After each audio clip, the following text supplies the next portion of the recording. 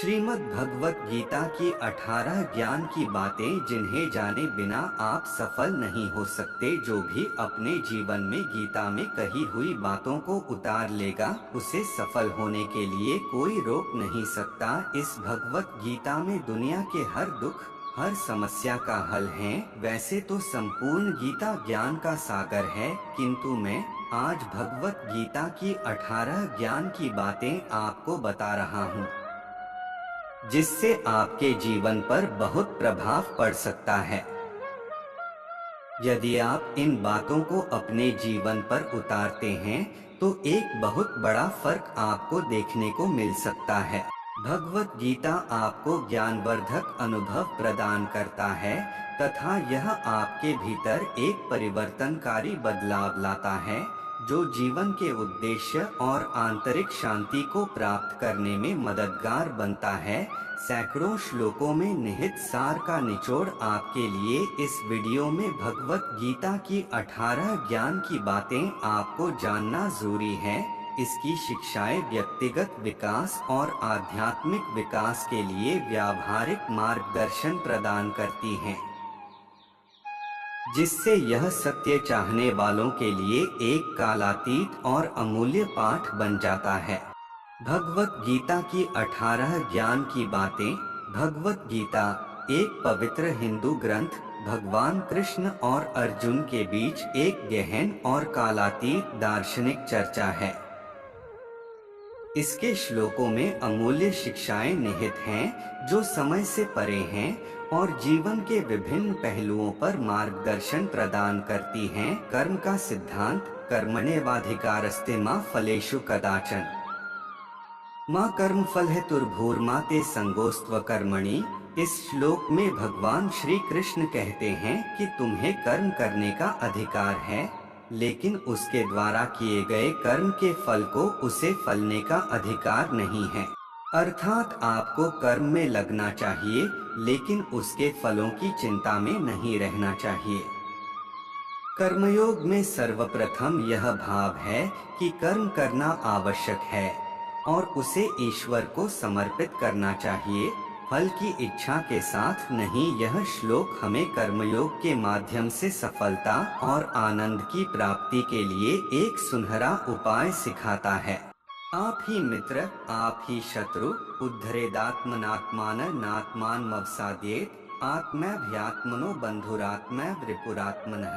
भगवान श्री कृष्ण कहते हैं कि हमें स्वयं के विकारों और नकारात्मकता से मुक्त होकर प्रगति करनी चाहिए, क्योंकि हम स्वयं के मित्र भी हैं और शत्रु भी हम खुद ही हैं।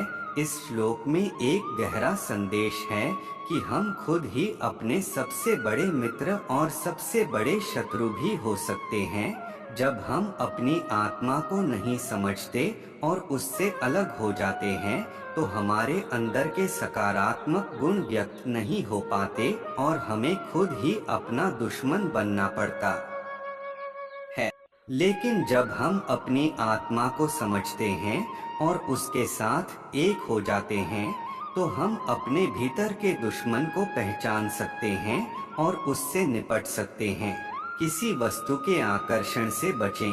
संन्यासः कर्मयोगश्च निःश्रेयस्करावुभौ तयोस्तु कर्म संन्यासात् कर्मयोगो विशिष्यते। भगवद गीता के अध्याय 5 श्लोक 2 में भगवान कृष्ण वैराग्य के बारे में ज्ञान प्रदान करते हैं। इस श्लोक में भगवान कृष्ण त्याग, संन्यास के मार्ग और निःस्वार्थ कर्म के योग, कर्म योग पर चर्चा करते हैं। दोनों मार्ग आध्यात्मिक विकास और मुक्ति की ओर ले जाते हैं, लेकिन कृष्ण सुझाव देते हैं कि कर्म योग निःस्वार्थ कर्म का योग त्याग के मार्ग से भी श्रेष्ठ है। विचलित मत हो। समदुःख सुख है, स्वस्थ है, समलोष्टाश्म कांचन, तुल्य प्रिया प्रियो, धीरस्तुल्य निंदात्म संस्तुति। बुद्धिमान व्यक्ति सुख और दुःख, गर्मी और सर्दी, मान और अपमान के द्वंद्व से विचलित नहीं होता है। ऐसा व्यक्ति सभी परिस्थितियों में स्थिर और शांत रहता है। समभाव का मतलब है हमेशा एक ही भाव में रहना। यदि आप इसका अभ्यास करते हैं तो आप मानसिक लचीलापन, भावनात्मक स्थिरता और आंतरिक शांति को विकसित कर सकते हैं। यह हमें आवेगपूर्ण प्रतिक्रिया करने के बजाय स्पष्टता और बुद्धिमत्ता के साथ कार्य करने, सुविचारित निर्णय लेने में भी मदद करता है। यह श्लोक हमें अपने कार्यों के परिणामों से वैराग्य पैदा करने और अपने सच्चे स्व में केंद्रित रहने के लिए प्रोत्साहित करता है। निष्काम कर्म का तरीका। त्यक्त्वा कर्मफलासंगं नित्य तृप्तो निराश्रयः कर्मण्यभिप्रवृत्तोपि नैव किंचित करोति। सह कर्मों के फल के प्रति आसक्ति को त्याग कर सदैव संतुष्ट रहकर स्वामित्व की भावना रहित निस्वार्थ कर्म में लगा हुआ व्यक्ति सभी प्रकार के कार्यों में पूरी तरह से संलग्न होने पर भी कुछ भी नहीं करता है और वह कर्म बंधन से मुक्त रहता है। इस श्लोक में भगवान श्री कृष्ण निष्काम कर्म में लगे व्यक्ति कर्म योगी के लक्षणों का वर्णन करते हैं। ऐसा व्यक्ति अपने कार्यों के परिणामों के प्रति आसक्ति को त्याग देता है और अपने आप में संतुष्ट रहता है। उनमें अपने कार्यों के परिणामों पर स्वामित्व की कोई भावना नहीं होती है और परिणाम स्वरूप वे बिना किसी स्वार्थी इच्छाओं या अपेक्षाओं के अपने कर्तव्यों का पालन करते हैं। मन को वश में करने का तरीका। असंशय महाबाहो मनो दुर्निग्रहे चलम अभ्यासेन तु कौन्तेय वैराग्येन च गृह्यते। भगवद गीता के अध्याय 6 श्लोक 35 में भगवान कृष्ण मन को वश में करने के बारे में ज्ञान प्रदान करते हैं। निस्संदेह हे महाबाहु अर्जुन, मन चंचल है और उसे नियंत्रित करना कठिन है, लेकिन नियमित अभ्यास और अनासक्ति वैराग्य के माध्यम से इसे नियंत्रित किया जा सकता है। इस श्लोक में भगवान कृष्ण मन को नियंत्रित करने की चुनौतियों को स्वीकार करते हैं।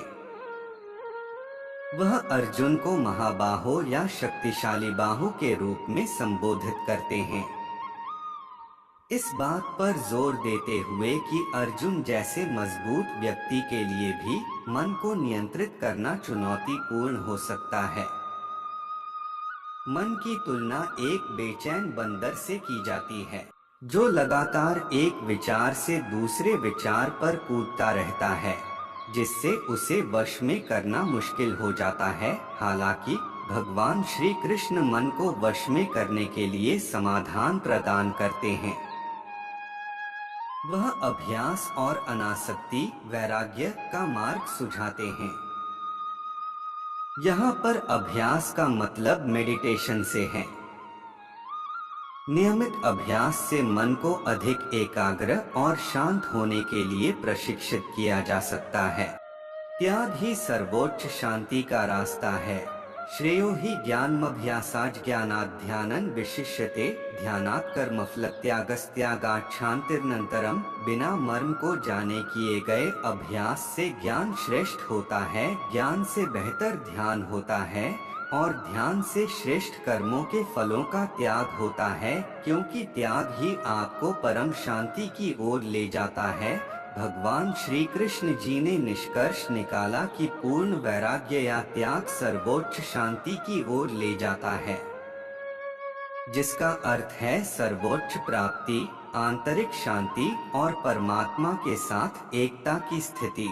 यह श्लोक आध्यात्मिक ज्ञान और परम शांति प्राप्त करने में ज्ञान, अभ्यास, ध्यान और वैराग्य के महत्व पर जोर देते हुए क्रमिक आध्यात्मिक विकास के मार्ग पर प्रकाश डालता है।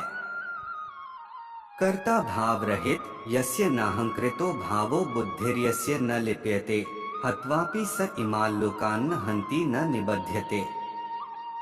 भगवद गीता के अध्याय 18 श्लोक 17 में भगवान श्री कृष्ण पाप से मुक्ति का रास्ता बताते हैं, जो अहंकार से प्रेरित नहीं है, मतलब जिसके अंदर कर्ता का भाव नहीं है, जिसकी बुद्धि सांसारिक पदार्थों से दूषित नहीं है। वह सभी प्रकार के कार्यों में लगा हुआ भी पाप के बंधन से मुक्त रहता है। स्थिर बुद्धि के लक्षण। यह सर्वत्रान्भिस्नेहस्तत्तत् प्राप्य शुभाशुभम नाभिनंदति न द्वेष्टि तस्य प्रज्ञा प्रतिष्ठिता। जो सर्वत्र आसक्ति से रहित है, जो शुभ में प्रसन्न नहीं होता और अशुभ में शोक नहीं करता, उसकी बुद्धि स्थिर है। शोक करना व्यर्थ है। अशोचानन व शोचस्त्वं प्रज्ञावादांश्च भाष्ये गतासुष्ठ नानुशोचन्ति पंडिताः। भगवत गीता की 18 ज्ञान की बातें जो हमें मार्गदर्शन प्रदान करती है, उसके दूसरे अध्याय के श्लोक 11 में भगवान श्री कृष्ण शोक को व्यर्थ बताते हुए व्यंग करते हैं। भगवान ने कहा, तुम उन लोगों के लिए शोक करते हो जो शोक करने के योग्य नहीं हैं, और फिर भी ज्ञान की बातें कहते हैं। बुद्धिमान व्यक्ति न तो जीवित लोगों के लिए शोक करते हैं और न ही मृतकों के लिए। निमित्त मात्र बनो, तस्मात् त्वमुत्तिष्ठ यशो लभस्व जित्वा शत्रून् भुङ्क्ष्व राज्यं समृद्धं मयैवैते निहिताः। पूर्वमेव निमित्त मात्रं भव सव्यसाचिन्, अतएव तू उठ और यश को प्राप्त हो। अपने शत्रुओं पर विजय प्राप्त कर और एक समृद्ध राज्य का आनंद ले। मेरी माया से वे पहले ही पराजित हो चुके हैं। हे अर्जुन, तुम केवल उनके विनाश का एक साधन, निमित्त मात्र बनो। भगवत गीता का यह श्लोक निडरता और दृढ़ संकल्प के साथ अपने कर्तव्य को पूरा करने के महत्व पर जोर देता है। यह सिखाता है कि जब ईश्वरीय इच्छा द्वारा निर्देशित और धार्मिकता के साथ तालमेल बिठाया जाता है, तो सफलता सुनिश्चित होती है।